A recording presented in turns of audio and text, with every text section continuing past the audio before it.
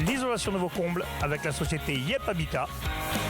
Et la société Péris, partenaire du rugby languedocien, vous présente Série Rugby.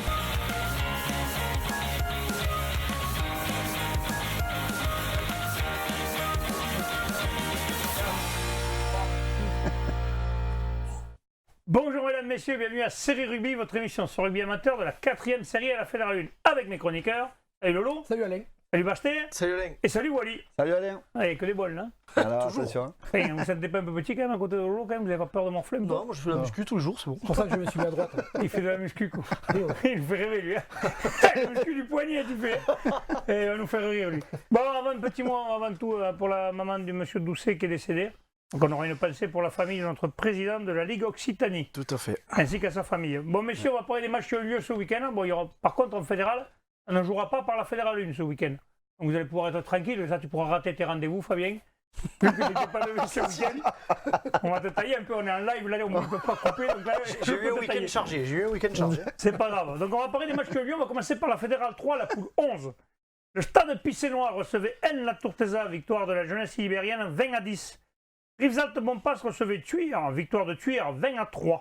Servien-Bougeant recevait Jacou, victoire de Servien-Bougeant 41-21. D'ailleurs, le live a mal fonctionné, vous pouvez le revoir en replay sur Série Rugby.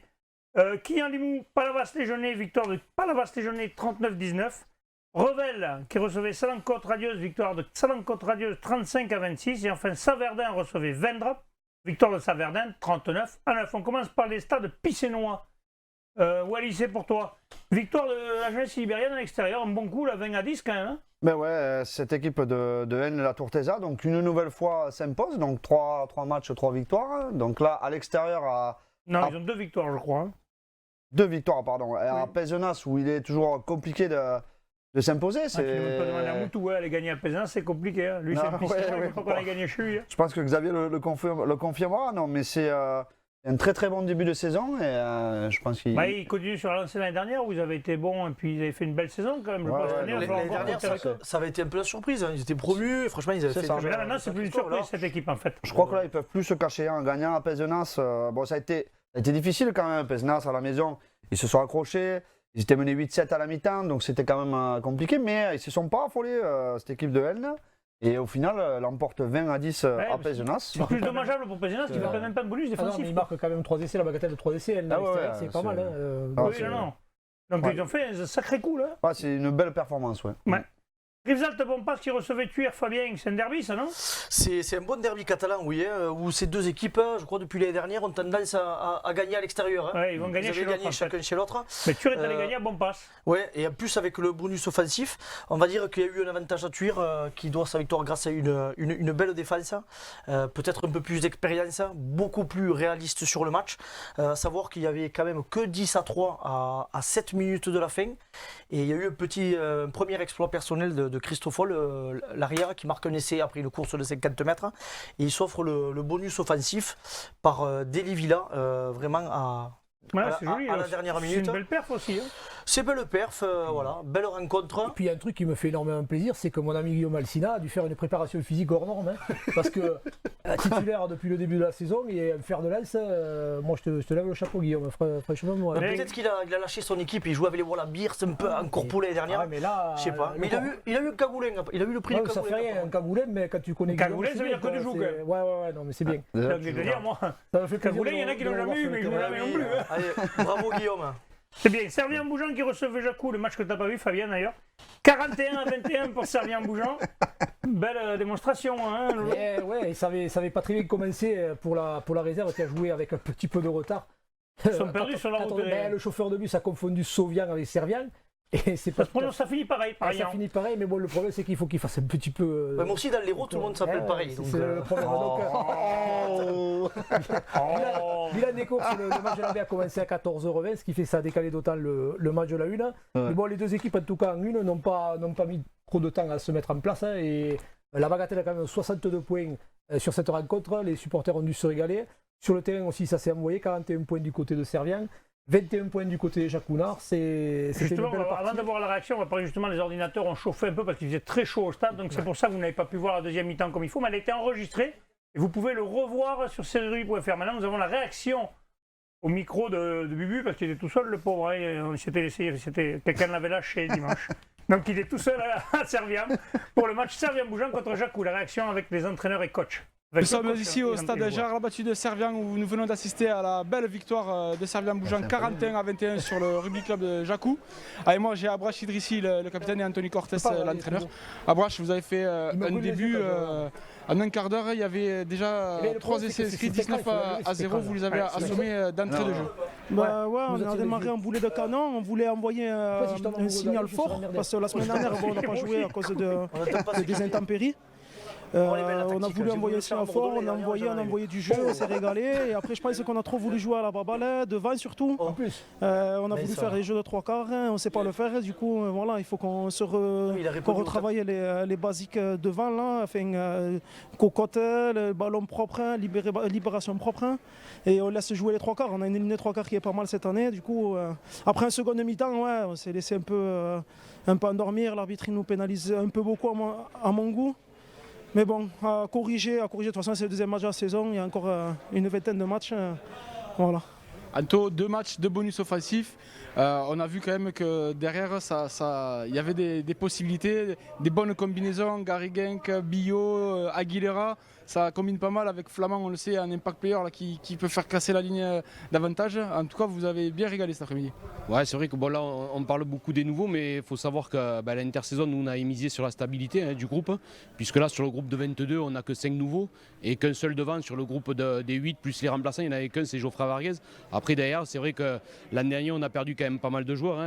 Langeard, Baptiste Martin qui n'est pas là-haut. Donc, en fait, on a fait un recrutement un peu ciblé. Il semble que les joueurs qui sont arrivés, ils sont vraiment déjà ils sont impliqués et bon, peut-être que le projet de jeu leur convient, je sais pas. Alors donc je voulais féliciter ça et montrer un peu la santé du club parce que l'AB aussi a pris le bonus offensif et le week-end dernier aussi, et c'est important parce que je compte beaucoup sur le groupe de l'AB parce que le championnat fédéral 3 il est très long, donc après c'est vrai que comme l'a dit Abrash, on a fait une bonne entame, il fait très chaud, on l'a vu.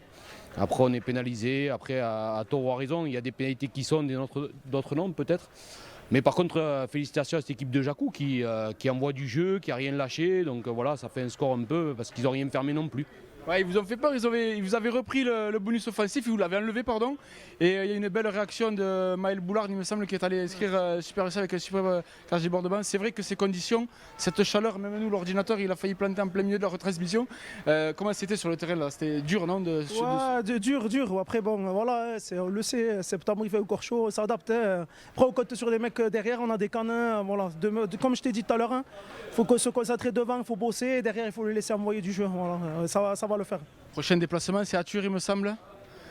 Je sais pas. Après, c'est vrai qu'il me semble que c'est à Tuur, mais c'est vrai que nous, notre pari, c'est vraiment d'assurer les matchs à la maison. L'an dernier, on s'était un peu grisé le premier match à Pézenas. Je me souviens où on est là dans la mesure de gagner le match, mais on perd de très peu. Et après, on se fait cueillir à domicile. Donc là, cette année, c'est vrai que on a décidé de vraiment assurer nos matchs à la maison. Enfin, assurer, c'est un grand mot, mais en tout cas, de les prendre de la plus belle des manières. Et après, on verra bien. La poule, je ne connais pas les résultats. Il semble que c'est une poule très homogène où on voit qu'il y a des grands joueurs, des équipes qui ont beaucoup recruté. Donc voilà, nous, on a misé sur la stabilité. Avec quelques renforts, on va essayer de lutter. En tout cas, on a vu une très belle après-midi de rugby et on vous souhaite tout le meilleur pour la suite. Et merci beaucoup, messieurs.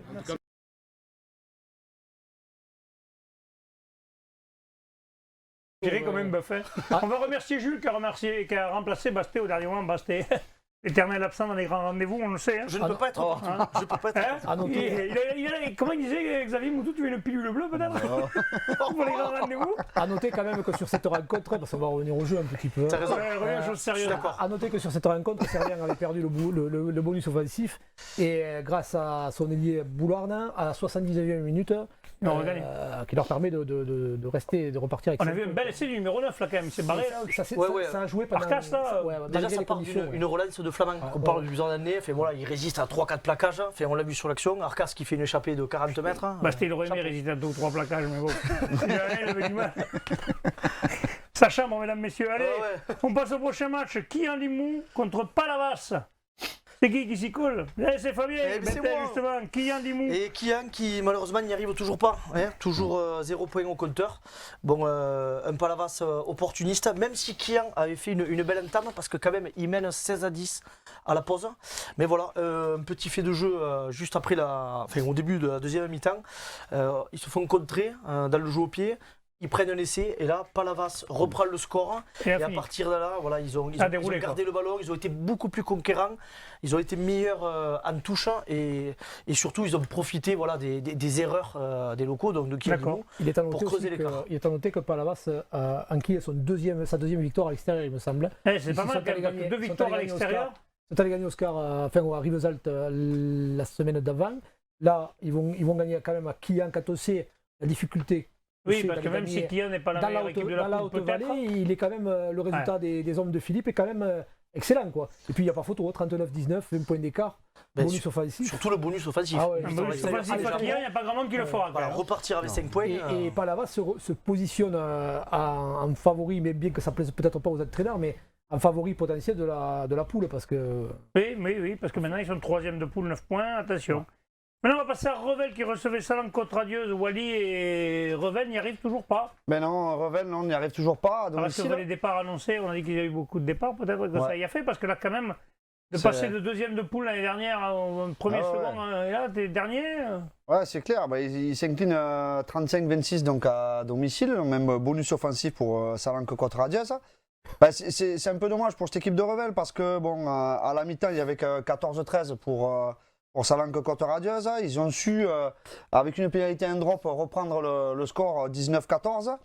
Et puis en fait, après, cette équipe de Salon-Côte-Radieuse a déroulé complètement derrière, a lâché la cavalerie. Et ils ont marqué 3 essais donc, pour assurer leur victoire. Voilà, malgré un petit sursaut d'orgueil à la fin du match qui meublera un peu plus le score en faveur de Revel. Mais Revel, malheureusement, n'y arrive toujours pas à domicile. Et quand même... Il faut quand même souligner la performance quand même de cette équipe de Salon-Côte-Radieuse. Après, c'est que le début de cette poule, mais ça a l'air. Est-ce qu'on n'aurait pas un championnat? T'as bien rattrapé le coup. Non, mais est-ce qu'on n'aurait pas un championnat à 2 vitesses? Parce qu'on voit déjà, ça commence à se détacher. Et je pense que ça risque au-delà de l'équipe première, on voit que la réserve de Revel a perdu 55 à 5 à domicile. Donc, oui, à domicile. Ça, c'est peut-être un peu plus inquiétant, ça. Ouais. Non, c'est inquiétant parce que, pour le répéter, le ressenti qu'on a eu par rapport aux entraîneurs la semaine dernière et par rapport à certains joueurs, on parlait de Caraman, on parlait des départs en Fédéral 1. Je pense qu'il y a un réel souci d'effectif. Un peu. Et je suis d'accord avec Fabien, on va, je pense, assister à cette poule à un double championnat, quoi. Championnat du haut, le championnat du bas. Et là, on voit quand même qu'il y a 4 équipes qui se disputent le bas de tableau avec 0 points. Les autres ont déjà 6 points d'écart. 6 points, c'est tout, que c'est très compliqué de remonter. Ça veut dire qu'il faut gagner 2 fois avec des bonus et que les autres fassent 0 points.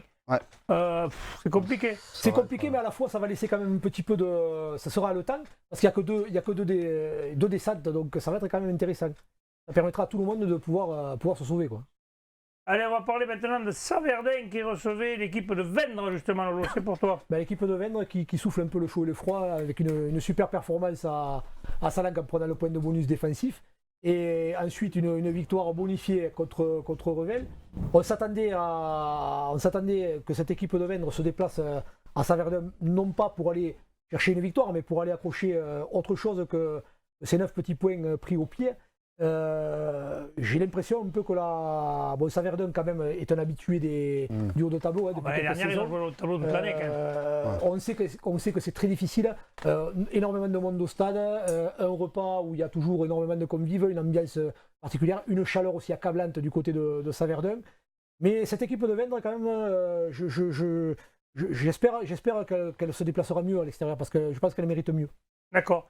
À signaler quand même, on n'a pas dit tout à l'heure, j'ai omis de le dire, il y a des équipes qui ont fait que 2 matchs. Il y a eu des matchs qui n'ont pas été joués, on va voir après. Mais bon, quand tu as déjà 2 défaites et que tu as un match en retard, c'est compliqué d'aligner une victoire. Alors, regardez le classement, messieurs, quand même, on va servir Bougeant premier. Là, on n'aurait peut-être pas pronostiqué ça il y a quelques temps, mais regardez, c'est beau. Ah si, on en avait parlé quand même. On avait dit qu'il de toute façon, il s'était inscrit dans une certaine... le coach Anthony Cortés est en place quand même depuis 3-4 ans. Mais il était déjà avec Christophe Villaplana, il les a fait monter. Quand même un recrutement de qualité, un effectif relativement intéressant, nombreux, du monde à l'entraînement. Anthony, de sa bouche, se régale. La mayonnaise prend, quoi. La mayonnaise prend, et puis ça ne m'étonne pas. C'est une équipe, de toute façon, c'est souvent dans les galères qu'on crée quelque chose. C'est comme ils ont eu des problèmes la première année, peut-être que petit à petit, justement, en récupérant quelques joueurs de qualité, ils ont réussi à créer quelque chose, non? Qu'est-ce que tu en penses? Ouais, et puis je pense qu'il s'appuie aussi sur la continuité. Comme tu l'as dit, il y a des recrues ciblées, des joueurs doublés à chaque poste, voire triplés. Ouais, donc ils ont du matériel pour. Et puis l'envie de bien faire, l'envie de progresser et l'envie, je pense, de monter. Oui, ils avaient déjà triplé les postes depuis l'année dernière. ouais. Déjà depuis 2 ans, ils avaient pour objectif déjà de se qualifier. Ouais. Chaque fois, ça passait juste Eh ben, sur on va le leur P souhaiter, ou parce que là, quand même, c'est pas mal, quoi. On va leur C'est souhaiter. peut-être leur saison. Allez, on va passer à la Fédérale 2, messieurs, la poule 4. Résultat, La Valette recevait l'ES Catalane, victoire de La Valette 30-12. Le 4 Corbière Méditerranée recevait Millau, victoire de Le 4 24-10. Berre recevait Grasse, victoire de Grasse 35-29. Tricastin recevait le CARF Saint-Raphaël-Fréjus, victoire de Tricastin 37-18. Prades Conflans-Canigou recevait l'Aviron Grissanet, victoire de l'Aviron Grissanet 36-21. Et Agde recevait la Seyne-sur-Mer, victoire de la Seyne-sur-Mer 22-3. On commence par l'ES Catalane. Ouais, mais donc l'étoile sportive catalane qui se déplaçait donc à La Valette, donc où c'est toujours très compliqué de se déplacer là-bas. Oui. 27-0 à la mi-temps, je pense que le score parle de lui-même. Ils étaient, je pense, restés dans les vestiaires malheureusement. Et ils se sont réveillés un petit peu en deuxième mi-temps en marquant 2 essais, mais je pense que Ils ont privé des autres du bonus offensif peut-être, non? Oui, c'est ça, ouais. Ils ont privé quand même l'équipe de La Valette du bonus offensif. Donc voilà, mais au moins c'est bien parce qu'ils sont revenus déjà en deuxième mi-temps avec de meilleures intentions. Ils se faire secouer à la mi-temps peut-être par le coach, non? Je pense, oui. Donc voilà, bon, après ça arrive à tout le monde de passer à côté de 40 minutes. Bon, c'est comme ça, ouais. Le 4 qui recevait Millau, Fabien, le 4 qui cette année a battu Millau mieux que l'année dernière, parce que l'année dernière ça a été des matchs houleux, Millau, le 4 à le 4. Ouais, c'est ça. Surtout que c'était la première de le 4. Non seulement à domicile, mais c'était leur premier match. Ouais. Grâce ils n'avaient pas joué encore. Déplacé. Intempérie à Gruissant, donc premier match, beaucoup de pression, mais ils sont bien rentrés dans cette partie. Ils ont marqué un essai dès la première minute par Vincent. Ils ont mené tout le temps au score, il y avait 19-3 à la pause. C'est dommage de pas avoir fait un bonus alors. Ouais, c'est dommage. Bon, après c'est voilà. Qu'est-ce qu'ils ont fait? Ils ont une belle défense. Ils ont vu que c'était leur premier match. Ils ont réussi sur des premiers instruments à franchir, à passer, mais peut-être encore ce manque d'automatisme. Ah oui, quand tu joues pas, c'est compliqué. Ce premier match. Et il faut se dire aussi qu'avec ces nouvelles règles, peut-être cette adaptation difficile, parce qu'ils ont pris quand même 5 jaunes.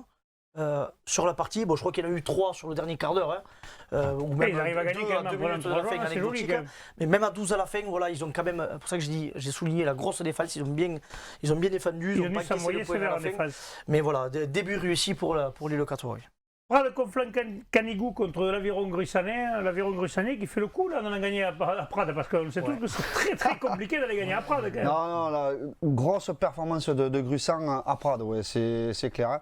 Bon, Prades, fidèle à ses habitudes, a quand même tenu le match à la première mi-temps, donc aller mener même jusqu'à 16-13 à la 33e. Malheureusement, ils perdent un ballon, ils prennent un contrat, une pénale touche à 5 mètres de la ligne qui fait forcément qui fait souvent mouche avec cette équipe de Gruissant, donc avec un paquet d'avant quand même surdimensionné. Quand ils sont complets, ça fait pas rire. Ouais, voilà, c'est ça. Et puis après, ils ont aussi fait l'équipe de Gruissant avec un Chastain au-dessus, hauteur de 26 points, impérial.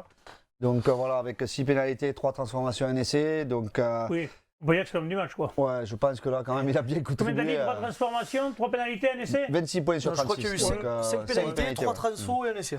Basket, t'as vu, ça te rappelle ta jeunesse, toi? Ouais, c'est pareil, toi. Ouais, moi c'était 26 points tous les dimanches. Hein. Ouais, c'est ça. Maintenant, c'est 26 verres tous les samedis. Ça y est.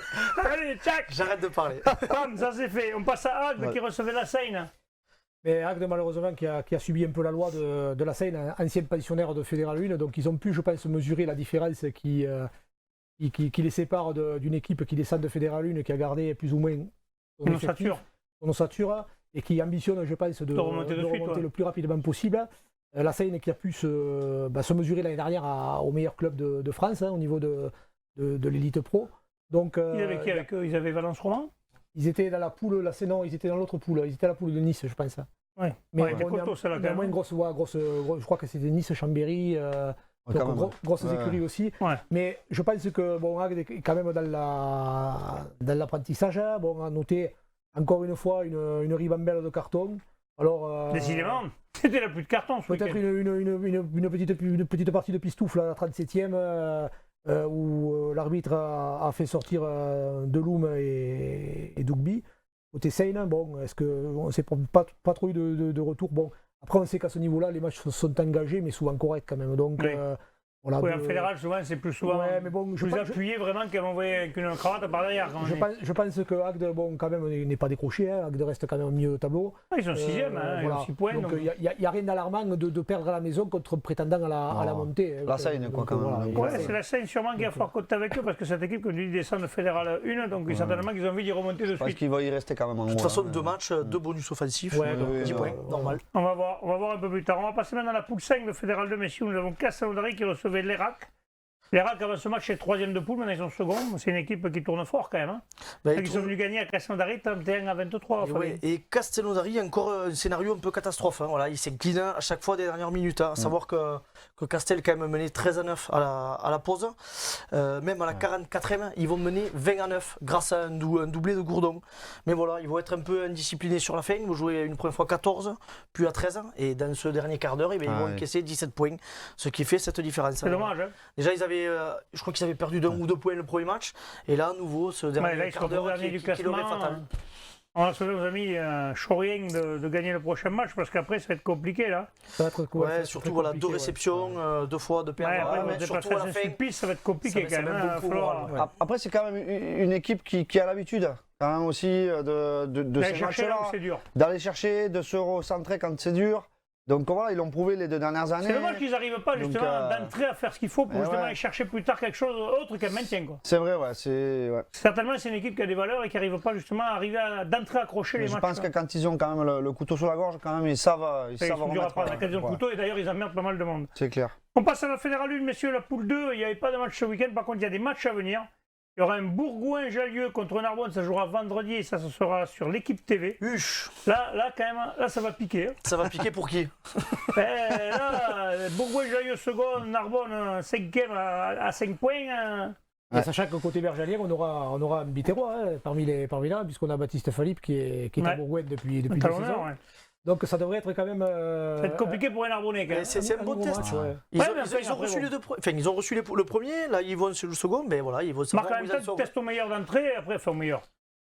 On va dire aux 2 plus gros cylindrés. Après, je pense quand même. La poule, elle est épaisse quand même.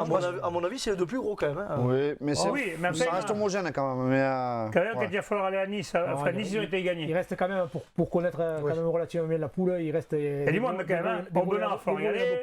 Il y a Bourg-en-Bresse. Et hier Carqueran. Bourg-en-Bresse, Serret. Il va y avoir aussi Serré, monsieur, Serré, on ne dit pas Serré. Une Serré au Benin. On fait vrai chez moi. Serré, mais mes amis catalans ne m'en voudront pas si je prononce le T. Serré au Benin qui va valoir quand même, parce que l'année dernière, Serré, sur ses terres, a fait tomber tous les gros. Donc je pense que. Oui, Don Narbonne était tombé. Il n'y a que Valence Roman qui avait été gagné, mais de justesse. De justesse. Donc Serré, il faut se le coller. Il y a une poule très intéressante. Samedi, il y a Bourg-en-Bresse hier aussi, Carqueran-Lacroix, c'est pas mal ça, samedi à 19h30. Il y a Nîmes contre Bédaric Châteauneuf-du-Pape samedi à 20h. Après, les 3 autres matchs sont le dimanche.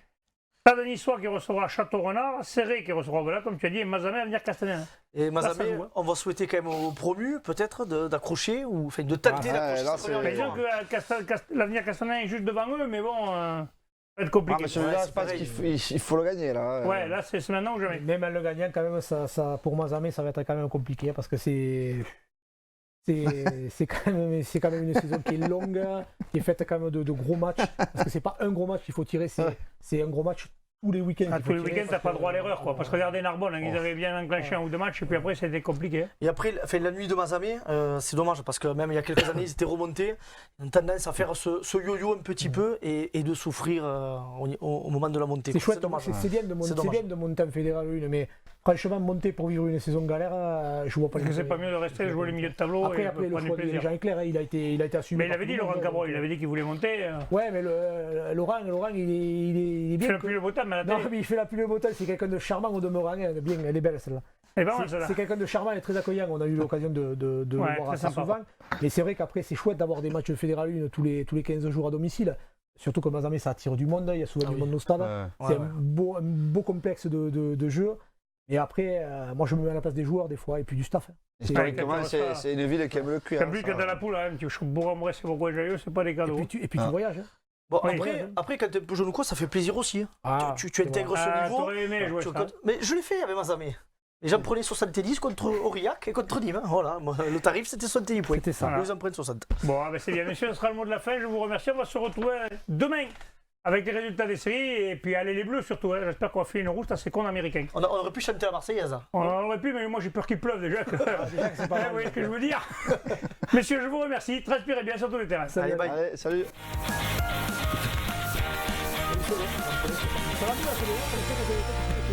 Ça va mieux, mais par contre, moi je vois pas si je suis